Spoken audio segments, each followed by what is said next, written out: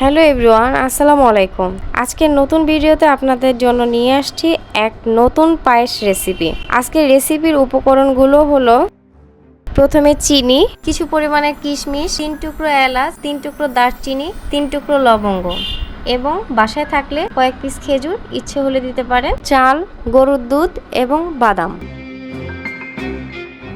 এক এক করে বাদামের খোসাগুলো ছাড়িয়ে নিলাম। মোটামুটি এখন সকল উপকরণগুলো প্রস্তুত। প্রথমে অল্প পরিমাণের চাল নিয়ে পরিষ্কার পানি দিয়ে ভালোভাবে চালগুলো ধুয়ে নিলাম। এই পর্যায়ে চুলায় একটি পরিষ্কার পাতিল দিয়ে দিলাম। পাতিলে হালকা গরম হলে প্রথমে দিয়ে দিব হাফ কেজি গরুর দুধ। 5 থেকে 7 মিনিট দুধটা ফুটাতে হবে। এতক্ষণে বাদামগুলো হালকা ভেজে খোসা ছাড়িয়ে নিলাম। দুধ ফুটে আসলে প্রথমে দিয়ে দিব এলাচ, লবঙ্গ, দারচিনি, বাদাম, কিশমিশ এবং চাল।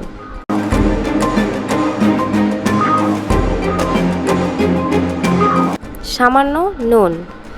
20 মিনিট মিডিয়াম আঁচে রাখতে হবে। চাল সেদ্ধ হয়ে গেলে দিয়ে দেব খেজুর। যারা জীবনে প্রথমবার পায়েস রান্না করবেন তাদের জন্য একটা ছোট্ট টিপস, কখনো পায়েসের চালের আগে চিনি দিবেন না, তাহলে চাল আর ফুটবে না। এবং সর্বশেষ পরিমাণ মতো চিনি।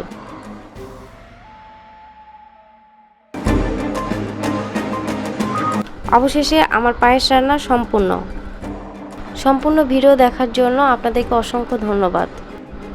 যারা আমার চ্যানেলে নতুন তারা দয়া করে আমার চ্যানেলটি সাবস্ক্রাইব করে দেবেন। ধন্যবাদ সবাইকে। আজকের মতো ভিডিও এই পর্যন্তই। দেখা হবে নেক্সট কোনো ভিডিওতে। আল্লাহ হাফেজ।